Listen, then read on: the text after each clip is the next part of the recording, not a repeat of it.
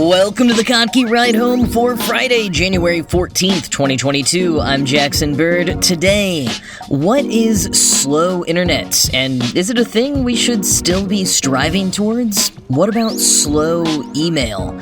Plus, in some very pressing news, the U.S. Food and Drug Administration has officially deregulated French dressing.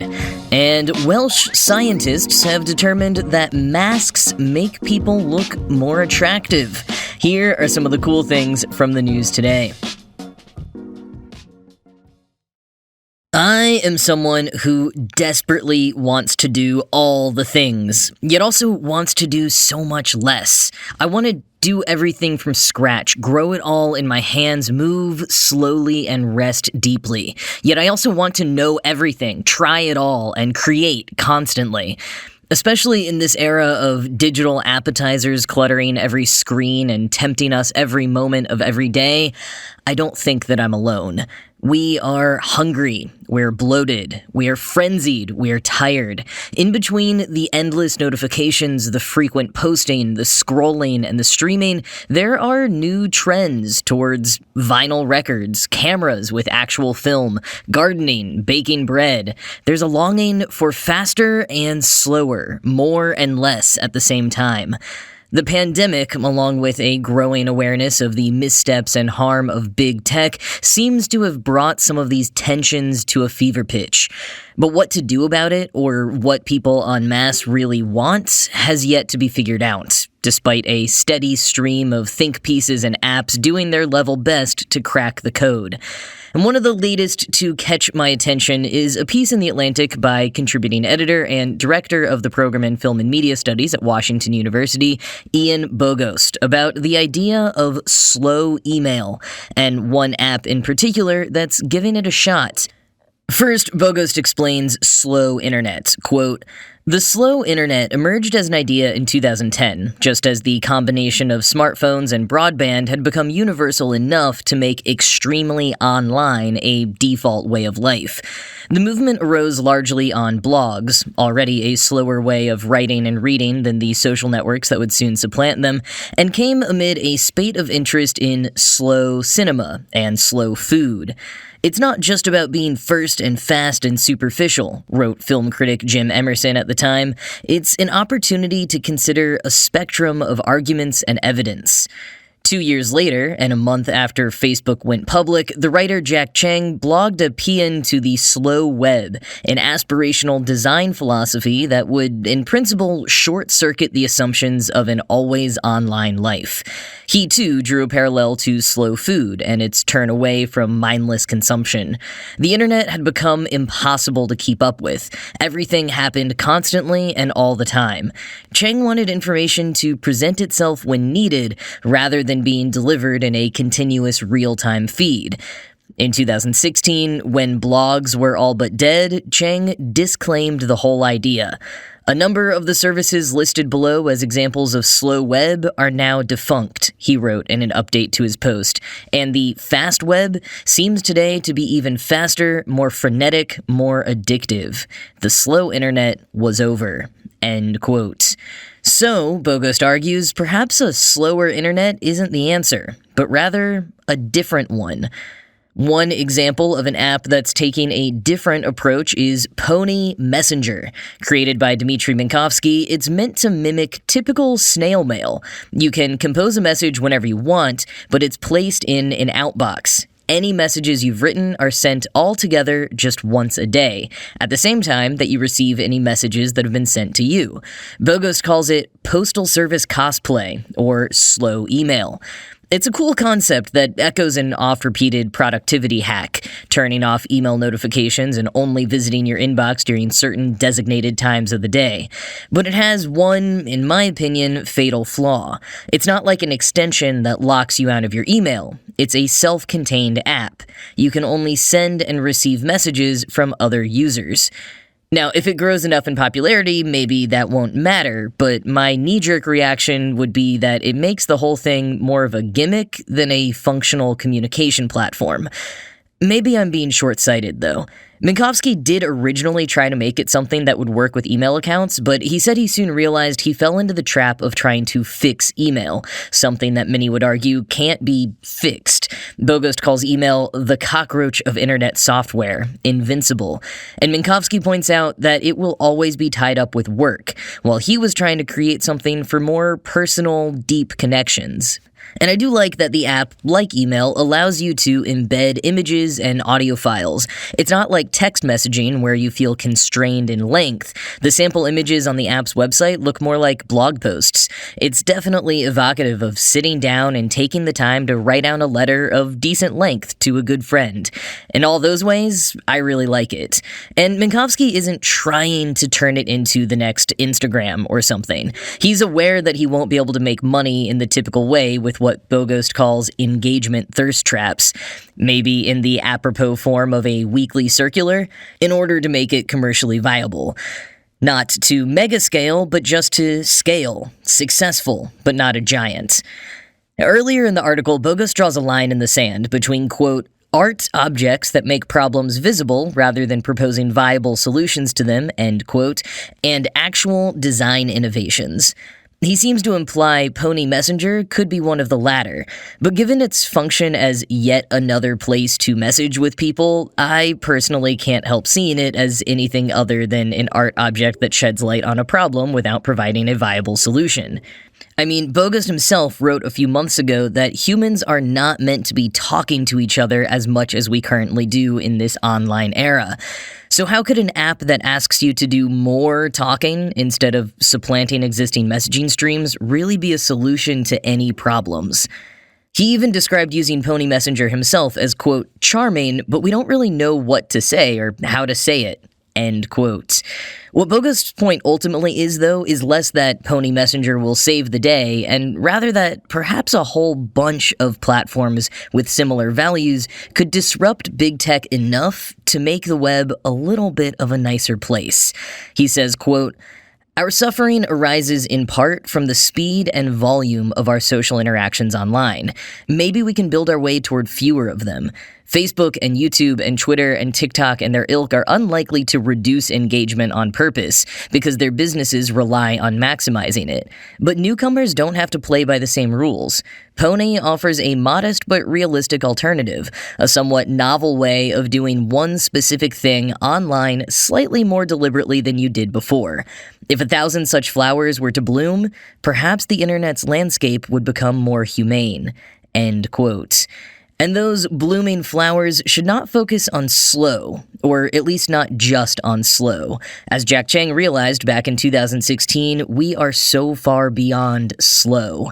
What we need now is different. Maybe some of that different will be apps like Pony Messenger that, at its best, pushes us to focus on what we're doing when we're doing it, and reconsider what it is we're doing anyways, or what we want to be doing and with whom and how. Bogost says, quote, the internet has made all information feel like a flow of the same type of material. In a way, that is the promise and consequence of digitization. Everything is bits. Software eats the world and so forth. But not all data are the same, in nature or purpose. By forcing me to receive messages no more than once a day, Pony invites me to ponder what sorts of exchanges might thrive under those conditions. That doesn't necessarily mean that Pony improves collaboration. The point isn't to build a better email or to improve Slack or Google Docs, but to find gratifying matches between human goals and technical tools. And he goes on to conclude with a sentiment I can definitely get behind, quote, we don't really know what we're doing when we correspond, and we don't really know what we want when we dream of ways to slow things down online. We're not recovering some imagined primordial state of full attention and deliberateness, nor are we abandoning the purported evils of email or Facebook. Faced with an internet that is much too big and much too fast, we'll never find a big and fast solution. Any progress will be earned, one day at a time. End quote.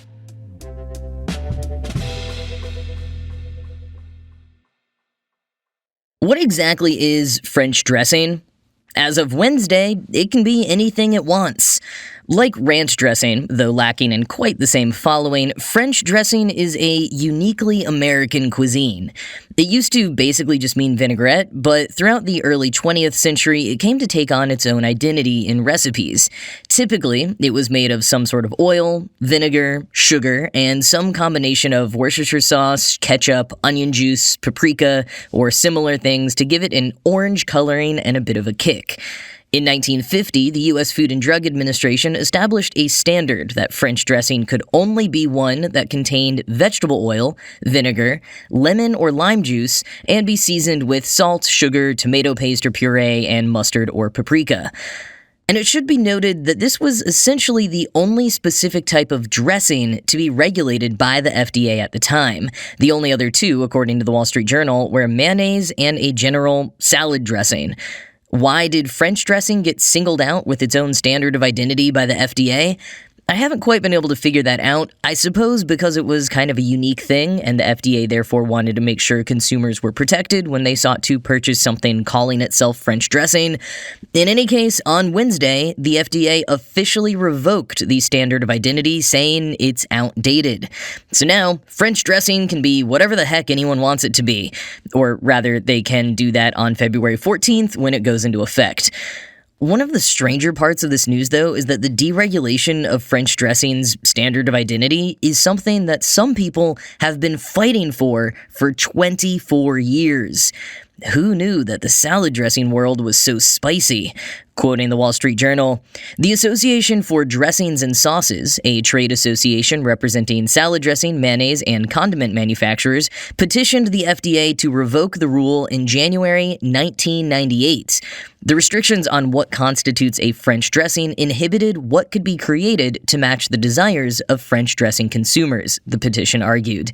Many different types of salad dressings, Italian, ranch, Caesar, and blue cheese, were available for consumers and not affected by the same kind of standardization, the organization said.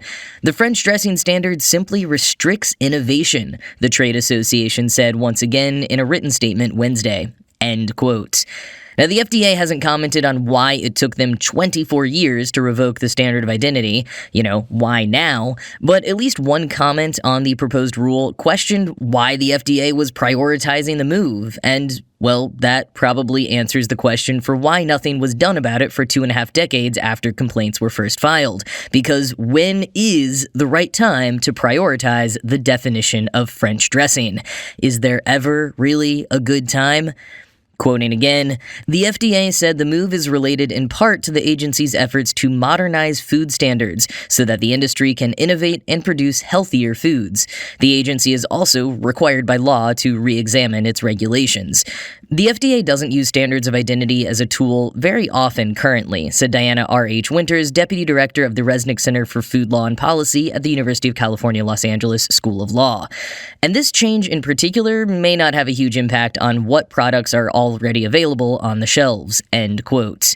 And yeah, to be clear, the name French dressing is not going away. Some companies might eventually mix up their recipes a little and still be allowed to call it French dressing, but that's about it.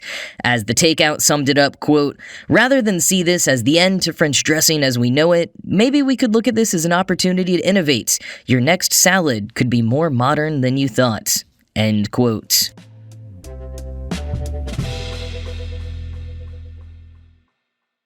Well, ending the week here with just a little bit of fun. According to a study published in the journal Cognitive Research Principles and Implications, face masks make people look more attractive. And more than that, surgical masks were rated as more attractive than cloth face coverings.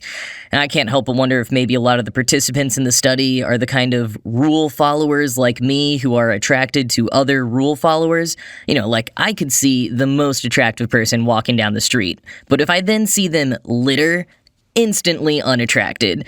And considering what we know about surgical masks and N95 masks being so much better than cloth face coverings, perhaps that's where the attraction lies for some. Or, as study co-author Michael Lewis speculated, quote, "Our study suggests faces are considered most attractive when covered by medical face masks. This may be because we're used to healthcare workers wearing blue masks, and now we associate these with people in caring or medical professions.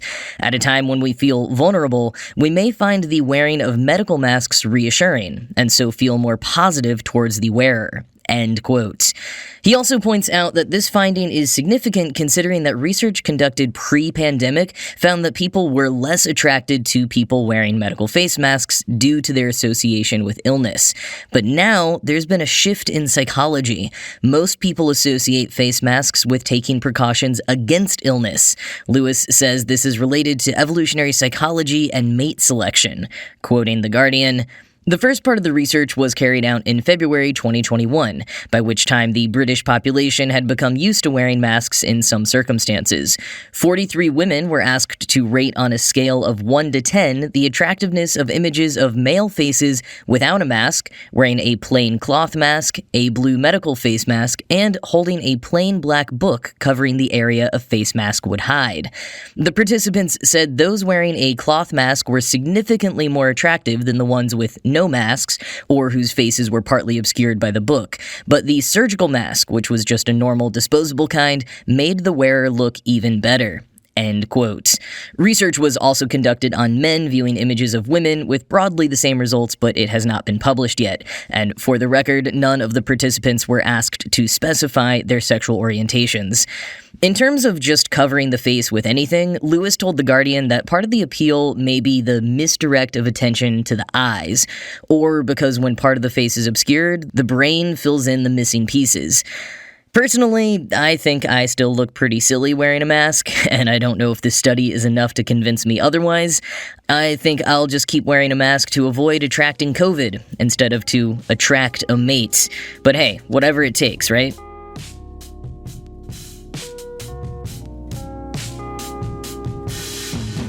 Alright, well that is it from me for this week. As always, this show was produced by Ride Home Media and Kottke.org. I am Jackson Bird, and I will talk to you again on Monday.